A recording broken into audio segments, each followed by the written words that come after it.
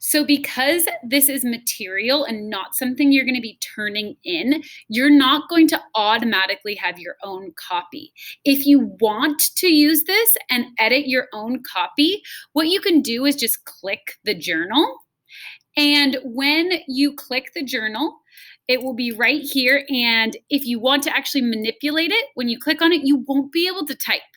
So, what you'll need to do is you'll go to File, and then you'll go to make a copy.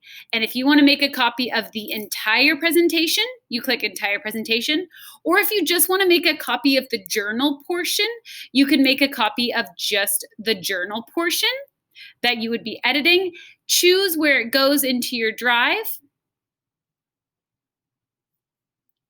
And then when you click OK, it's going to make another copy of the journal for you if you would like to edit it. Remember, you're not turning this in. It is optional only if you want something to keep track of your exercises. You still need to submit your PE log on Friday, but if you want to use this to help you, you can.